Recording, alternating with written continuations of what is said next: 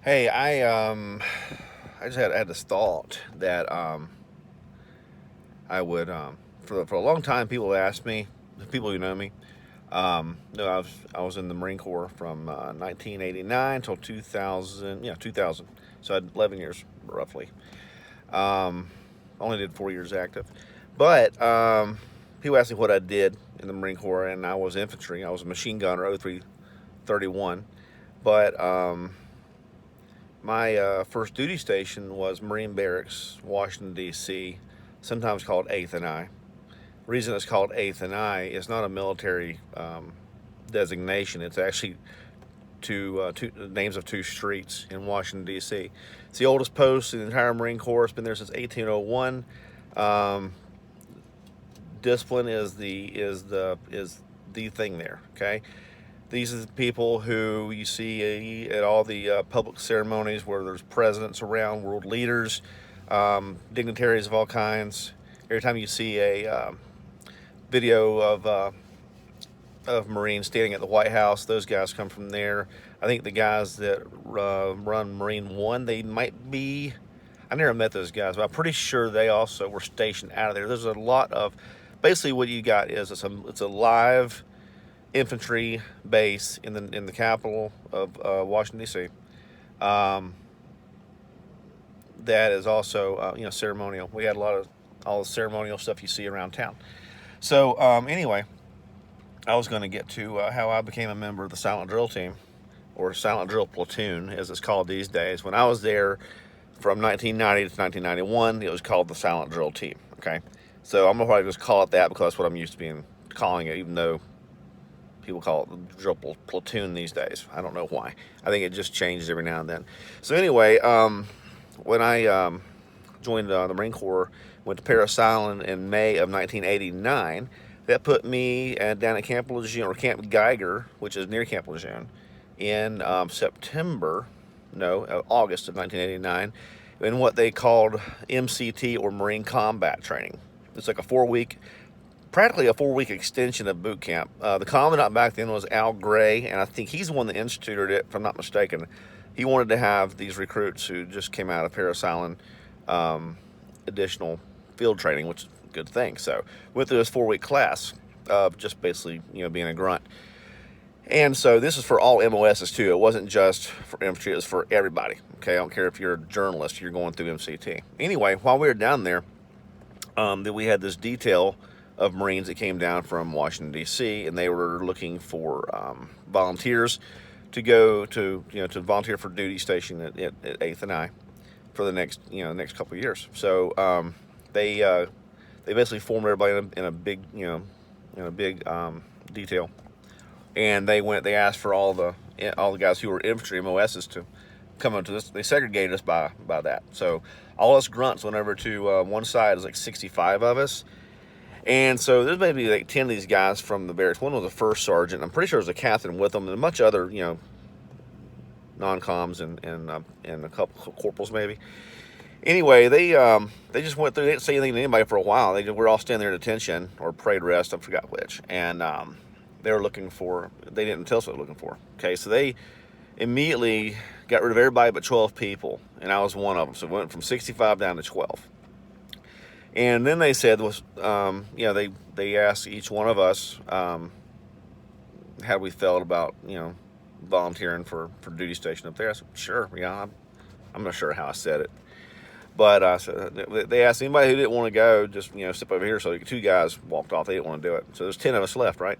So then they started interviewing us. I had to go meet with this first sergeant for a little bit. Then I had to meet with the captain after that, and they just interviewed me, asked me basic questions about where my head was at, things of that nature. Did I love my country, that kind of thing? Why did I join the Marine Corps? And sometimes you can't answer these questions. It's like you never thought about it. I wanted to be I wanted to kill commies for mommy, right? I wanted to be something that I wanted to be part of something that was feared the worldwide. I mean, I'd gone to college for a year. It was a total waste of time. So I said I went to work for a little bit as a cable TV installer until I got bored with that. And then I said, I want to do something, meaningful. So I'm going to join the Marine Corps. I'm going to be a grunt. I want to be a machine gunner. So I had seen Full Metal Jacket. And when it came out in '86, I said, God, that sounds fan-freaking-tastic. You know, I loved Gunnery Sergeant Hartman. So really, it's hard to answer these questions when you're on the spot like that. And I'm like, oh well, I mean, just like typical 19-year-old, right? So anyway, they chose, I think, 8 of us to go up there. And so they said, well, you're going to go through School of Infantry, which was like a 5-week class, and then after that, you'll get orders to come to D.C. So went through infantry school, and then the 8 of us got on a plane in Jacksonville, North Carolina, flew to Raleigh, then flew to Washington, D.C. Yeah, I'm just a kid from North Carolina. I had never been to D.C. in my entire life. So it was pretty cool being there. So we get off the airplane, and there's these two Marines waiting on us. One's a Lance Corporal, and one was a Corporal. And I'm telling you right now, these guys were dressed so well, just wearing their the Charlie. So you non-Marine Corps guys will know what that means. The Marine Corps has a lot of different uniforms. Okay, most people are associated with dress blues. Okay, well, these guys are wearing like what they call Charlies, which was green trousers and like a khaki-colored top shirt. Okay, so but the thing about it was, these guys were dressed so sharply. They were dressed better than my drill instructors in boot camp, to be honest with you. These guys were just badass. So we were immediately intimidated because we didn't look near as good as guys. They just had something different about them. And so they drove us to the barracks. Okay, it was like a 10-minute drive or something. And along the way, I found this out later. Okay, here's the deal: the Marine barracks up there. Okay, you have Alpha Company and Bravo Company, or A and B. I learned later on, A company is where the drill team is housed. Okay, so what you have is you have 3 platoons per company. Okay, you have in A company, you have the drill team, and you have first and second platoon. All right, and over there in B company, they have like first, second, and third platoon. I think, I don't know, but they also have what they call the body bearers. Okay, and that sounds pretty cool, and it is. These guys they're huge weightlifters. So all they do is lift weights, and they do all the coffin carrying over Arlington Cemetery. Of course, the Army runs that whole show, but whenever some Marine is being buried, the Marine Corps is there, even though the Army is running the show and they have the caisson and the horses and all that stuff. The Marine Corps band's there, and there's always a platoon of Marines as an honor guard. So the body bearers, they're the ones who lift the coffin, and they got this really cool ceremony they do with flags, and they wrap them up. And so, but that's B company, okay? What I did not know was that we had been selected to go to B company. But when we got to the barracks, this corporal I told you about earlier, he grabbed me and another guy, Rodriguez, and said, hey, you two come with me. He told the Lance Corporal who was with us, I'm taking these two. He said, no problem. So he took off with his 6 guys. So just let me recap here. So out of this, like 65 guys who were originally, segregated for this detail, it went down from 65 to 12 to 10 to 8. To basically 2 of us were selected to go to A company. If I'd gone to B company, I never would be making this video 30 years later, okay? Because it wouldn't have mattered. I mean, we had a couple of guys. We always had a couple of guys who were so outstanding over in B company that they were selected to come to the drill team. Okay, they did a year over there and they came over to A company, but that's the superb guys. Okay. I happened to just luck up and get snagged by a guy to go to A company. All right, that still did not get me on the drill team, and I can get to that later on. But what you do after you arrive at the Marine barracks, they get you all settled up. It was a weekend, so there was nobody around. I think they had a 72 or a 96, and a 96 at the Marine barracks is way different than it is in the fleet. It's not exactly 96 hours, just like a lot more, but I can talk about that later on as well. Nothing I had to say is classified information, and of course, this was a long time ago, so everybody that I was up there with now, I'm pretty sure is out of the Marine Corps or they have retired. There's a couple guys I know that wound up being sergeant majors.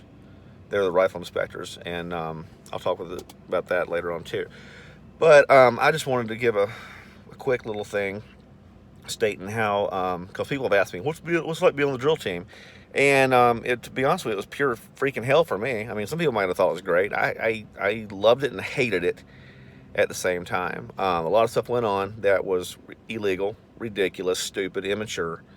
But the thing about it was also really awesome because we got treated with a great deal of respect when places we went. Okay, we were representing the Marine Corps everywhere we went, and But that I'm jumping ahead. What we had to, when you first get there, everything that you learned in boot camp as far as marching just goes out the window. It doesn't apply anymore. They have a whole different style of marching at the Marine Barracks. Okay, it's called slide and glide. And when you see like a big parade of all the services there, and you see all the, here comes the Army, here comes the Navy, here comes the Air Force, here comes the Coast Guard. You see us, you know the difference immediately. Okay, it's just, especially the Navy and the Air Force, dude, they're so sloppy. It's crazy. If you saw Marines marching in dress blues, blue whites, so we wore white trousers up there, okay, with our dress blue blouse. We look like we're just sliding on ball bearings. I mean, it's like seamless, right? It was beautiful. So, and we used M1 rifles, didn't use M16s or whatever they got these days. And the M1s are heavy.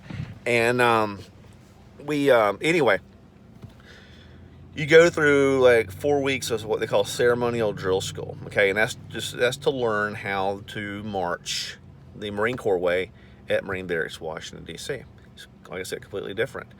And so during this whole time, okay, we were in the barracks up there is like 4 towers, okay, and they're all connected by a walkway. We were in Tower 1, and underneath the towers there are like 2 levels of parking, and that's called the dungeon. All right, so the armory's down there. That's where we got our weapons to drill with, and so we wound up going through this, basically in the dungeon all day long, learning how to, the same rifle manuals, but they're different, and marching, which is completely different. And so they had told us the top 5 guys of this class were going to go into the drill team. Well, at the time, I wanted absolutely nothing to do with the drill team because, like I said, it's a 2-year duty station. So they're constantly, people are rotating out at the end of parade season, which is like in the fall. So you'll have people starting to process out in like November, December, and they bring new guys in, they're training them. It's a constant rotation. So the guys who had gotten there before me, who were selected for the drill team, they're wearing these guys out. I mean, you have lance corporals running around, screaming and yelling at these Marines, treating them worse than drill instructors ever did. Now, see, DI's down at Paris Island and San Diego, very professional. I mean, you don't think so. You think they're psychotic, but they're very professional. These Marines on the drill team were not, they're lance corporals, okay? They're not like any big deal, but they were second-year marchers on the drill team, and so they knew what they were doing, but they were out of control with their level of discipline. Let's say put it nicely. More like it's more like sadomasochism. But every little thing that you do wrong, it requires you to basically crab walk up. It's a long way down this parking deck, okay, with the rifle over your head, crab walking. All right, which will screw your knees up really bad after a while. If you have to go run laps, whatever, it's always with the rifle over your head. And keep in mind, the M1 weighs about 14 to 16 pounds. You can shave it down. There's some tricks you can do to shave these things down, and I'll tell you about that later on. But let's suffice to say you're a brand new Marine up there, and you don't know anything, and so you've got an M1 in your hand that's heavy. Okay, well, put a bayonet on, it's even heavier. And so I wanted nothing to do with the drill team. They looked like they were enjoying destroying these people. Okay, it's like they got off on it, and so I was like, no, none of that for me, thanks. No. And so as luck would have it, or fate, whatever you want to call it, I was one of the top 5 guys in my ceremonial drill school class. Got a little paper, a little certificate. Marine Corps is big on certificates, and so my reluctant ass got sent to the drill team. And I'm gonna cut this video off here. I don't want to go more than 15 minutes, but This is a beginning right here. This video, beginning of a 2-year cycle, and I'll tell you everything I can remember. Okay, it's been 30 years, and so I've got. I'll give a timeline of events. Like I'm starting from the very beginning, but along the way, I'll do some like anecdotal stories and stuff like that. I've even got a couple of friends that I'm still in contact with that also could maybe jump in and help me with some videos, because they got some great stories. We all have great stories, right? And all I can do is tell you from my perspective, I did not, for the most part, enjoy my time on the drill team. I don't. The egos that ran up there was just absolutely ridiculous. Like I said, a lot of things went on that were completely illegal. I don't know how. We're like a motley crew of of the military. Okay, we were rock stars and we knew it. We had egos like you wouldn't believe. We treated people like crap. Every base we went to, we judged people immediately because here we are, wearing blue whites, got high and tight haircuts. We are like the epitome of what you would see. Think that's a U.S. Marine. We looked like you would expect to look. We were perfectly dressed, perfectly groomed. Everybody's the right height. That's one thing I forgot to say. Let me go back to that. Part of the selection process was, at the time, it may be different now, but at the time you had to be between like 5'10" and 6'4". Okay, something like that. I'm right at 6'1", so I fit right in there. Plus, you couldn't have had any criminal offenses, criminal charges. You couldn't have been a dope head or had. A lot of times people get in on waivers, like they experimented with marijuana 755 times. so so you had to basically be a clean guy, and of course I wasn't some kind of punk, so that wasn't a problem for me. And they didn't want you having like acne scars all over your face or chicken pox marks when you're a kid. Basically, you had to look like not, you didn't have to, you, they didn't want you scaring people with how you looked. Okay, and I've seen a bunch of Marines who are ugly, and we were all pretty boys, and we knew it. So anyway, I'm gonna cut this thing off now. I went over where I wanted to, but I will pick up another time. Okay.